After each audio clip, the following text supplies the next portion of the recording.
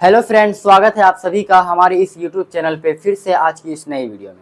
दोस्तों, railway RPF की vacancy में बहुत ही बड़ा बदलाव किया गया है और बदलाव का नोटिस भी जारी कर दिया गया है कि कौन कौन से बदलाव किए गए हैं।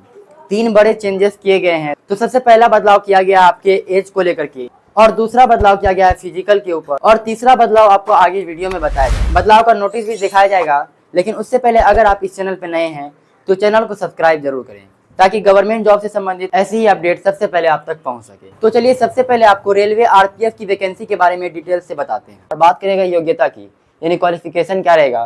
तो अगर आप 10th पास हैं तो आप अप्लाई कर सकते हैं कांस्टेबल के लिए। वहीं अगर आप 12th पास हैं तो भी आप कांस्टेबल के लिए अप्लाई कर सकते हैं। और अगर आप ग्रेजुएट है किसी भी स्ट्रीम से तो आप अप्लाई कर सकते हैं एसआई यानी सब इंस्पेक्टर की पोस्ट के लिए। तो चलिए अब आगे बढ़ते हैं और बात करते हैं सिलेक्शन प्रोसेस की। सिलेक्शन प्रोसेस की बात करें तो सबसे पहले इसमें आपका होगा रिटन एग्जाम, उसके बाद होगा पीएमटी और पीईटी। पीएमटी का मतलब होता है फिजिकल मेजरमेंट टेस्ट और पीईटी का फुल फॉर्म होता है फिजिकल एफिशिएंसी टेस्ट। तो आपका फिजिकल होगा, उसके बाद होगा मेडिकल, फिर आपका फाइनली होगा डॉक्यूमेंट वेरिफिकेशन। तो अगर बात करें रिटन एग्जाम की सिलेबस की तो इसमें आपसे 120 क्वेश्चन पूछा जाएगा और 120 मार्क्स का एग्जाम होने वाला है और ये ऑनलाइन एग्जाम होगा। 90 मिनट का टाइम देखने को मिल जाएगा। नेगेटिव मार्किंग की बात करें तो इसमें 1/3 का नेगेटिव मार्किंग रहने वाला है, यानी 3 गलत पे 1 नंबर आपका काट लिया जाएगा। और अगर बात करें कि किस किस सब्जेक्ट से इसमें सवाल रहने वाला है तो जनरल अवेयरनेस से 50 क्वेश्चन, अर्थमेटिक्स से 35 क्वेश्चन और रीजनिंग से 35 क्वेश्चन रहने वाला है। टोटल 120 क्वेश्चन रहेगा 120 मार्क्स का और 90 मिनट का टाइम आपको दिया जाएगा। और अगर आप इस एग्जाम को क्वालिफाई कर लेते हैं तब आपको फिजिकल के लिए शॉर्टलिस्ट किया जाएगा। और चेस्ट में यूआर और ओबीसी के लिए 80 से 85 सेंटीमीटर चेस्ट होना चाहिए, यानी बिना फुलाए 80 सेंटीमीटर और फुलाने के बाद 85 सेंटीमीटर चेस्ट होना चाहिए।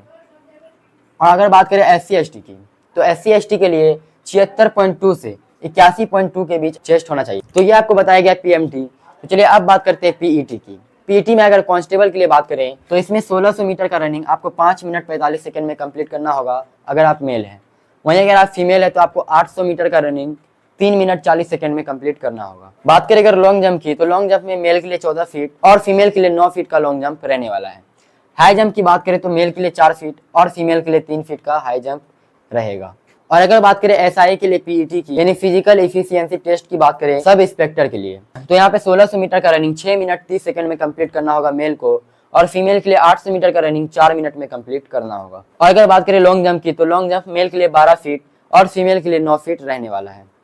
वहीं बात करें अगर हाई जंप की तो हाई जंप मेल के लिए 3 फीट 9 इंच और वहीं फीमेल के लिए 3 फीट का हाई जंप रहने वाला है। तो जैसा कि आपको इस वैकेंसी के बारे में सभी डिटेल्स दे दी गई है, तो अगर बात करें इसमें बदलाव की कि क्या क्या बदलाव किया गया है तो इसमें सबसे पहला बदलाव किया गया आपकी एज के ऊपर, यानी पहले जो आपका एज था यूआर के लिए जो पहले आपका एज था 18 वर्ष से 25 वर्ष, लेकिन अब इसको बदल दिया गया है और यूआर के लिए जो अब एज लिमिट है वो है 18 वर्ष से 23 वर्ष, यानी 2 साल एज कम कर दिया गया है, जिससे ये वैकेंसी और भी कठिन हो गई है, जिससे इसमें आपका सिलेक्शन और भी कठिन हो गया है। और अगर बात करें ओबीसी के एज की तो इसमें आपको 3 वर्ष का रिलैक्सेशन दिया जाएगा, यानी 18 वर्ष से 26 वर्ष ओबीसी का यहाँ पे एज लिमिट रहने वाला है। और SC ST को 5 वर्ष का छूट मिलेगा, यानी 18 वर्ष से 28 वर्ष तक SC ST का एज लिमिट रहने वाला है। ये आपका पहला बदलाव किया गया है। और अगर बात करें दूसरे बदलाव की तो सबसे बड़ा बदलाव किया गया है फिजिकल के ऊपर। फिजिकल में हाइट के ऊपर आपका बदलाव किया गया है। पहले जो इसमें हाइट मांगा जाता था वो था 165 सेंटीमीटर, लेकिन अब इसको बदल दिया गया है और इसको चेंज करके कर दिया गया है 170 सेंटीमीटर, यानी इसमें आपको सिलेक्शन लेने के लिए 170 सेंटीमीटर आपका हाइट होना चाहिए, लेकिन फीमेल के लिए 157 सेंटीमीटर इसका हाइट रहना चाहिए। फीमेल में कोई बदलाव नहीं किया गया है, केवल यहाँ पे मेल के लिए 170 सेंटीमीटर हाइट कर दिया गया है। और अगर बात करें तीसरे और सबसे बड़े बदलाव की तो रेलवे आरपीएफ की जो वैकेंसी थी उसका एग्जाम आरआरबी द्वारा कंडक्ट कराया जाता था और इसका जो फिजिकल है वो आरपीएफ द्वारा कंडक्ट कराया जाता था, लेकिन अब इसमें चेंजेस कर दिए गए हैं। अब जो ये सारी प्रक्रिया आपका एसएससी के द्वारा होगा, यानी एसएससी इसका एग्जाम और फिजिकल कंडक्ट कराएगी। ये वैकेंसी एसएससी के अंदर आएगी। तो चलिए अब इस बदलाव का आपको नोटिस दिखाते हैं। तो फाइनली दोस्तों ये आपका नोटिफिकेशन जारी किया गया है भारत सरकार द्वारा, जहाँ पे आप डेट भी देख सकते हैं, मंगलवार 21 अक्टूबर को ये नोटिफिकेशन जारी किया गया 2025 से। रेल मंत्रालय की तरफ से ये नोटिफिकेशन जारी किया गया है, जहाँ पे बहुत ही बड़े बदलाव किए गए हैं। सबसे पहला बदलाव जो है वो है आपकी ऊंचाई को लेकर के।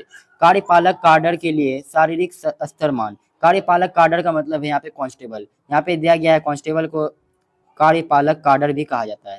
यहाँ पे कांस्टेबल शब्द में रखा जाएगा, कांस्टेबल की जगह पे ये शब्द आपका यूज होने वाला है, कार्यपालक काडर।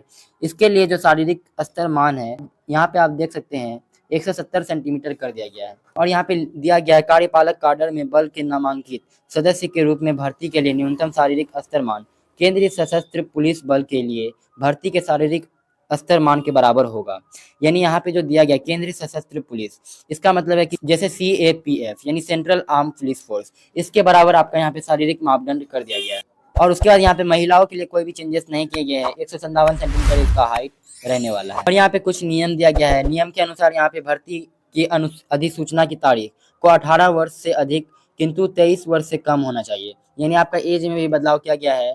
भर्ती की अधिसूचना की तारीख को 18 वर्ष से अधिक किंतु 23 वर्ष से कम होना चाहिए।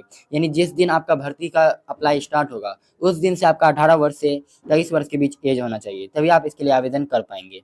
तो ये आपका चेंजेस किया गया है, ये सभी आपका नियम दिया गया है।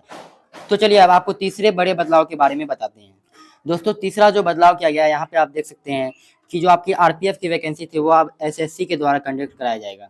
SSC के द्वारा इसका एग्जाम और सारी प्रक्रिया SSC के द्वारा किया जाएगा। और ये जो वैकेंसी वो एनुअली आएगी, यानी हर साल ये वैकेंसी आपको देखने को मिलेगी। SSC के द्वारा यहाँ पे आपका सब चीज़ कंडक्ट कराया जाएगा। ये आपका अनाउंस कर दिया गया है यूनियन मिनिस्टर के द्वारा, अश्विनी वैष्णव के द्वारा। यहाँ पे आप देख सकते हैं ये तीसरा आपका बदलाव था, जो कि आपको सभी बदलाव के बारे में बता दिया गया।